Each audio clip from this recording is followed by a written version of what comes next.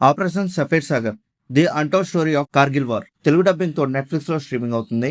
మొత్తం 6 ఎపిసోడ్స్ తో each episode run time వచ్చేసి 50 minutes అలా ఉంటుంది. 1999 లో జరిగిన కార్గిల్ వార్ లో ఇండియన్ ఎయిర్ ఫోర్స్ చేపట్టిన మోస్ట్ ఛాలెంజింగ్ ఏరియల్ ఆపరేషన్స్ లో ఆపరేషన్ సఫీర్ సాగర్ కూడా ఒకటి. దాదాపు 20,000 అడుగులు ఎత్తులో ఉన్న మంచు కొండల మధ్య ఎనిమి పొజిషన్స్ ని టార్గెట్ చేస్తూ మన ఆర్మీకి ఎయిర్ సపోర్ట్ ఇవ్వాల్సిన పరిస్థితి. ఈ ఆపరేషన్ వెనుకున్న పైలట్స్, వాళ్ళకి ఎదురైన challenges, military planning, political developments ఇవన్నీ ఎలా జరిగాయి అనేది ఈ సిరీస్ లో main story. Actually series start అయిన దగ్గర నుంచే మంచి ఇంట్రెస్ట్ క్రియేట్ చేస్తుంది. స్టోరీలోకి వెళ్ళడానికి ఎక్కువ టైం ఏం తీసుకోదు, అన్నెసెసరీ ల్యాక్ కూడా ఎక్కువేం అనిపించదు. క్యారెక్టర్స్ ని ఎస్టాబ్లిష్ చేస్తూనే కార్గిల్ సిచ్యువేషన్ ఎలా డెవలప్ అవుతుందో ప్యారలల్ గా చూపించడం వల్ల ఫస్ట్ ఎపిసోడ్ నుంచి మన స్టోరీలోకి బాగా కనెక్ట్ అయిపోతాం. సిరీస్ లో ఇంట్రెస్టింగ్ అనిపించే మెయిన్ యాక్సెప్ట్ ఏంటంటే వార్ ని just soldiers and fighter jets angle లో మాత్రమే చూపించలేదు.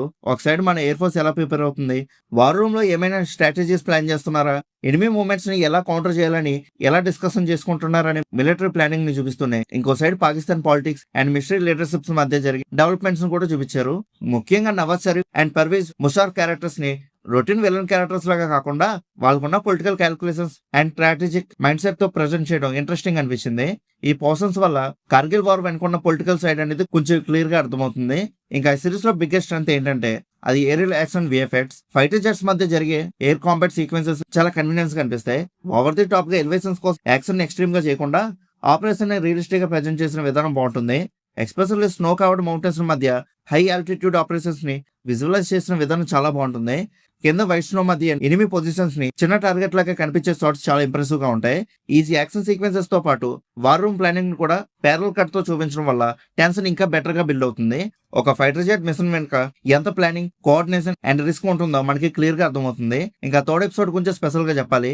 సిరీస్ మొత్తంలో action, tension and strategy perfect గా కంబైన్ అయ్యే ఎపిసోడ్ ఇది. ఆ ఎపిసోడ్ దగ్గర సిరీస్ కంప్లీట్ గా వార్ థ్రిల్లర్ మూడ్ లోకి వెళ్ళిపోయినట్టుగా అనిపిస్తుంది. అలాగే సిరీస్ లో మిలిటరీ డీటెయిల్స్ చాలా ఎక్కువగా ఉండటం one of the plus point అయితే, ఇంకో సైడ్ జనరల్ ఆడియన్స్ కి కొంచెం హెవీగా అనిపించవచ్చు. Military terms and political decisions ని డైలాగ్స్ ద్వారా ఎక్స్ప్లెయిన్ చేసే సీన్స్ అనేవి ఎక్కువగా ఉంటాయి. కానీ స్టోరీని క్లియర్ గా ఫాలో అవడం వల్ల కంప్లీట్లీ కన్ఫ్యూజింగ్ గా మాత్రం అనిపించవు. ఎమోషనల్ సైడ్ విషయానికి వస్తే ఇక్కడ సిరీస్ కొంచెం మిస్ అయిందని చెప్పొచ్చు. ఇంకా పెర్ఫార్మెన్సెస్ విషయానికి వస్తే సిద్ధార్థ్ తన క్యారెక్టర్ లో చాలా కన్వీనియన్స్ గా పెర్ఫార్మ్ చేశాడు. ఎక్కువ డ్రామాటిక్ గా కాకుండా కామ్ అండ్ కంట్రోల్ పెర్ఫార్మెన్స్ తో క్యారెక్టర్ ని క్యారీ చేశాడు. తన క్యారెక్టర్ సిరీస్ కి ఇమోషనల్ యాంకర్ లాగా వర్కౌట్ అయింది. అలాగే production design and overall visuals అనేవి కొన్ని సీన్స్ లో చాలా ఫ్లాట్ గా అనిపిస్తాయి. ఏరియల్ సీక్వెన్సెస్ ఇంప్రెసివ్ గానే ఉన్నా కంప్లీట్ సిరీస్ ఒక బిగ్ స్క్రీన్ సినిమాటిక్ ఎక్స్పీరియన్స్ లాగా అయితే ఫీల్ అవ్వదు.